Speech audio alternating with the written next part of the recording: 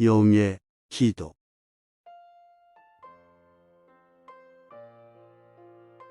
오늘은 지난 시간에 이어서 기도의 실패 이어서 묵상하겠습니다.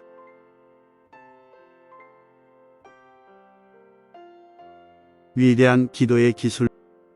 나도 다른 사람들과 마찬가지로 기도와 관련해 아픈 경험을 해보았기에 이에 대해 깊이 생각하게 되었습니다. 그 가운데 몇 가지 생각을 함께 나누어 보겠습니다. 먼저 기도와 관련해 일어나는 어려움은 대부분 올바로 기도하지 않기 때문이라는 생각이 떠올랐습니다.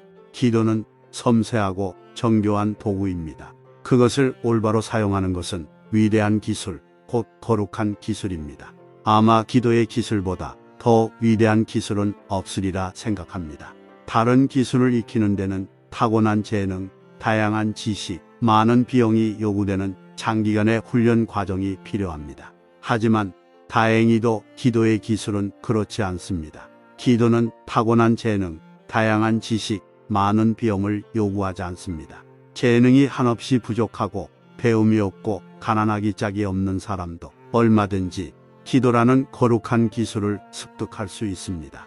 하지만 기도의 기술에 정통하려면 일정한 조건을 충족해야 합니다. 그것은 두 가지, 곧 실천과 인내입니다. 실천이 없는 신자는 참 기도의 사람이 될 수 없습니다. 또한 실천은 인내가 없이 이루어지지 않습니다. 앞에서 언급한 대로 기도와 관련된 고통스럽고 실망스러운 경험들은 우리 대부분에게 반드시 필요합니다. 우리 스스로 얻어야 할 기도의 경험을 쌓기까지는 그런 과정이 불가피합니다. 그것은 기도 생활이 좀 더 온전하게 발전하는 데 필요한 조건을 충족하는 실천 단계의 일부입니다. 그런 이유로 나는 기도에 대한 고통스러운 경험을 너무 비관적으로만 바라봐서는 안 된다고 생각합니다. 확실히 그런 경험은 그로 인해 고통을 느끼던 당시에 생각하는 것보다 우리에게 훨씬 유익합니다. 하지만 그런 경험이 조금이라도 도움이 되려면 무엇보다도 나태한 기도 생활을 두둔하고 변명하려는 자기 기만에서 탈피해 항상 정직해야 합니다. 기도로 우리의 무력감을 고백하는 한편 우리 자신의 힘으로 해결할 수 없는 문제에 직면했다는 사실을 솔직히 인정해야 합니다. 우리의 능력을 충분히 발휘해 매일 자원하는 마음과 기쁨과 감사와 찬양으로 기도를 드리는 것은 인간의 능력과 재능을 넘어서는 일입니다. 그렇게 하려면 날마다 하나님의 기적이 필요합니다. 그런 기적은 기도의 영을 받는 데서 비롯합니다. 기도의 영, 곧 성령님은 우리에게 영의 기도를 가르치십니다. 성령님은 말씀과 매일의 기도 훈련을 통해 기도하는 습관과 기도 생활에 관한 거룩한 통찰력을 허락하시고 참 기도의 사람이 되는 데 필요한 법칙을 가르쳐 주십니다. 성령님은 말씀을 통해 우리가 기도할 때 저지르는 잘못을 조금씩 깨우쳐 주십니다. 성령님은 우리의 기도 생활이 고된 노력으로 변질된 이유가 기도할 때 저질렀던 잘못에 있다고 말씀하십니다. 그리고는 기도의 참 의미와 기도하는 법을 가르쳐 주십니다. 그러면서 우리는 서서히 올바른 기도 습관을 들이게 됩니다.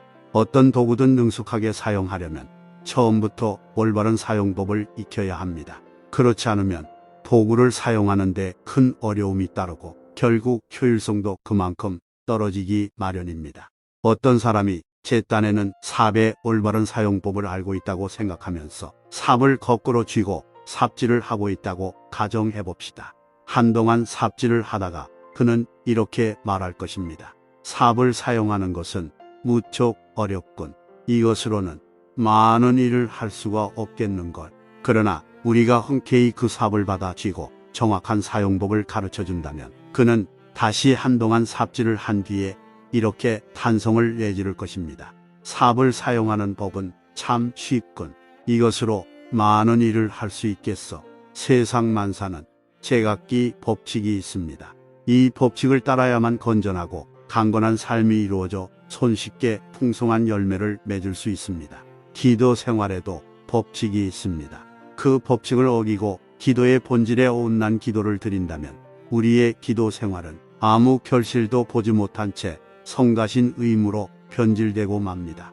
하지만 기도를 지배하는 법칙, 곧 하나님이 기도의 특권을 베푸실 때 친히 정하셨던 법칙을 찾아 따른다면 견실하고 흠없는 기도 생활이 가능해질 것입니다. 나아가 더 많은 기도를 드리도록 독려해 줄 열매도 많이 맺게 될 것입니다. 기도가 우리 대다수에게 그토록 큰 고역으로 느껴지는 이유는 올바로 기도하지 않기 때문입니다. 결과가 노력에 비해 지극히 미미한 이유나 기도하는 사람들 대다수가 기도에 게으른 원인도 바로 이 때문입니다. 사람들은 스스로 이렇게 말합니다. 기도해봤자 무슨 유익이 있어? 기도를 해도 나의 삶 안팎에서는 아무 변화도 일어나지 않는데 말이야. 성경이 기도하지 않으면 신자가 될 수 없다고 가르치니까 할 수 없이 계속 기도해야겠지만 기도로 이루어지는 일이 아무것도 없으니 어쩐다. 정직한 기도의 사람은 기도의 영이신 성령님이 기꺼이 알려주시는 기도의 거룩한 기술을 받아들일 준비를 합니다. 그러면 성령님이 말씀을 통해 가르쳐 주시는 대로 기도하고자 할 때 우리가 가장 흔히 저지르는 실수 몇 가지를 살펴보기로 하겠습니다. 실수 1. 우리가 하나님께 협조해야 한다는 생각. 우리는 하나님이 우리의 기도를 이루시도록 협조해야 한다고 생각합니다. 하지만 그런 생각은 하나님의 의도와 전혀 무관합니다. 우리의 임무는 기도하는 것입니다. 기도를 듣고 이루시는 것은 하나님의 소관입니다. 하나님은 우리의 도움을 필요로 하지 않으십니다.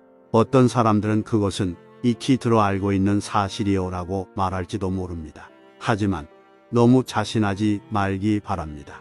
우리가 하나님께 어느 정도 보탬이 되어 드려야만 하나님이 우리의 기도에 응답하신다는 생각이 우리를 얼마나 깊이 지배하고 있는지를 생각하면 그저 놀라울 뿐입니다. 그렇게까지 생각하지는 않더라도 우리는 최소한 우리의 기도에 반드시 응답하셔야 한다는 사실을 하나님께 일깨워 드리려는 노력이 필요하다고 느낍니다. 겉으로는 표현하지 않더라도 속으로는 이렇게 생각합니다. 사랑하는 하나님, 제가 열심히 구하는 바가 바로 이것입니다. 어려운 일인 줄 잘 압니다만 하나님만 원하신다면 능히 이루어질 수 있는 일입니다. 이런 예리한 지적 앞에서 어떤 사람은 기도하는 사람 가운데 하나님과 대화를 나누면서 그런 무엄한 생각을 할 사람은 아무도 없을 겁니다. 라고 말할지도 모릅니다. 하지만 자아를 성찰하는 법을 알고 있는 사람이라면 누구나 이 말이 조금도 과장이 아니라는 사실을 지체 없이 인정할 것입니다. 기도가 큰 짐으로 변해 시간이 갈수록 기도의 피로감만 쌓여가는 이유는 바로 그런 생각 때문입니다. 일상의 기도 생활에서 예를 하나 들어보겠습니다. 어떤 두 사람을 위해 그들이 죄를 깨닫고 회개할 수 있게 해달라고 기도한다고 가정합시다. 그런데 한 사람을 위해 기도하기는 쉬운데 다른 한 사람을 위해서는 그렇지가 못합니다. 그 이유는 무엇일까요? 우선 전자는 그 본성, 성장 배경, 기질로 미루어 보아 비교적 쉽게 죄를 뉘우치고 돌이킬 가능성이 크다는 판단이 들기 때문입니다. 다시 말해 하나님이 우리의 기도를 들어주실 방법을 어렵지 않게 예측할 수 있을 때는 기도하기가 쉬워집니다. 한편 그와 달리 후자는 그 본성, 성장 배경, 기질로 미루어 보아 쉽게 마음을 낮춰 하나님께 굴복하고 모든 잘못을 고백하며 죄를 온전히 버리고 그리스도의 책망을 받아들여 세상에서 멸시받는 소수의 신자들과 몽해를 함께 맬 가능성이 희박하다는 판단이 듭니다. 그런 사람을 위해 기도하는 것이 어려워 보이는 이유는 하나님이 우리의 기도에 어떻게 응답하실지 알 수 없기 때문입니다. 기도의 영이신 성령님은 우리의 기도를 들어주시는 일이 하나님께 쉬운지 어려운지를 생각하지 말라고 가르치십니다. 그 문제를 우리가 생각하든 생각하지 않든 하나님이 우리의 기도를 들으시고 응답하시는 데는 아무 영향을 미치지 못합니다. 그뿐 아니라 그런 생각은 우리의 기도 생활을 황폐하게 만듭니다. 왜냐하면 우리가 굳이 상관할 필요가 없고 주님이 관심을 기울이라고 요구하지 않으시는 일에 헛되이 힘을 낭비하기 때문입니다.